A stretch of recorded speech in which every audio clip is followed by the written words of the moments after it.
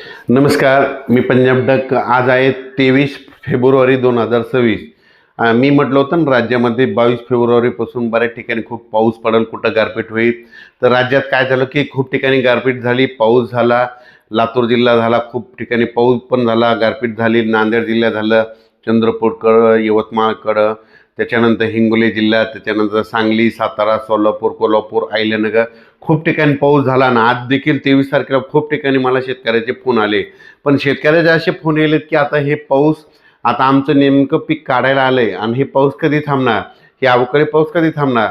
तर राज्यातल्या सर्व शेतकऱ्याला सांगू इच्छितो की राज्यामध्ये सांगायचं झालं तर आज 23 तारीख, उद्या 24, 25 आणखीन 2 दिवस राज्यात थोडं खराबच वातावरण राहणार आहे. म्हणून हा अंदाज लक्षात घ्यायचा. आणखीन 2 दिवस पावसाचं वातावरण राहणार आहे.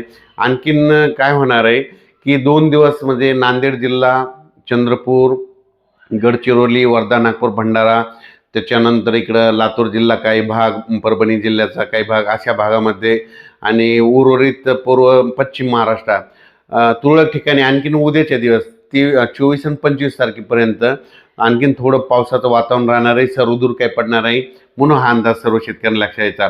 पण राज्यात मात्र 26 तारखेपासून 26 फेब्रुवारीपासून हवामान कोरडं राहणार आहे. पाऊस काय येणार नाही.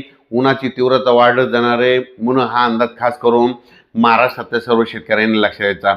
म्हणजे 26 तारखेपासून ते 10 मार्चपर्यंत जवळपास 10-12 दिवस हवामान कोरडं राहणार आहे. पाऊस येणार नाही.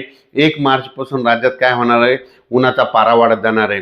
सांगायचं झालं तर विदर्भात देखील ना 41-42 अंशापर्यंत उन्हाचा पारा जाणार आहे. म्हणून हा विदर्भातल्या शेतकऱ्यांनी अंदाज लक्षात घ्यायचा.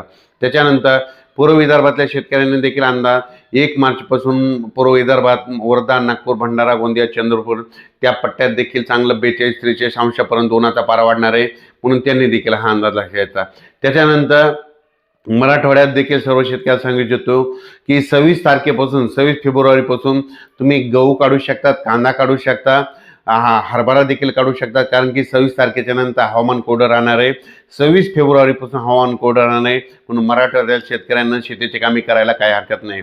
त्याच्यानंतर उत्तर महाराष्ट्र आणि पश्चिम महाराष्ट्रातल्या शेतकऱ्याला सांगू इच्छितो की आणि 24 आणि 25 2 दिवसच वातावरण खराब राहणार आहे. पण 26 तारखेपासून हवामान कोरडं राहणार आहे. 26 तारखेच्या नंतर तुम्ही कांदा काढू शकता, गहू काढू शकता, हरभरा काढू शकता. म्हणजे सांगायचं झालं तर राज्यात 1 मार्चपासून राज्यात पूर्व विदर्भ, पश्चिम विदर्भ, दक्षिण महाराष्ट्र, उत्तर महाराष्ट्र, कोकणपट्टी, खानदेश सगळीकडेच उन्हाचा पारा वाढत जाणार आहे.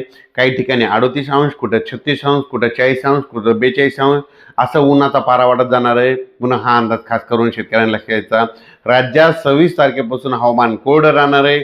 म्हणून हा अंदाज सर्व शेतकऱ्यांनी लक्षात घ्यायचा आणि आपण आपलं हरभऱ्याचं पीक काढू शकता, गहू काढू शकता. फक्त राज्यात मात्र आता 2च दिवस, आज 23 फेब्रुवारी, उद्या 24 आणि 25 या 2 दिवसामध्येच आता राज्यात थोडं वातावरणात बदल राहणार आहे. म्हणून ही अंदाज लक्षात घ्यायचा. धन्यवाद.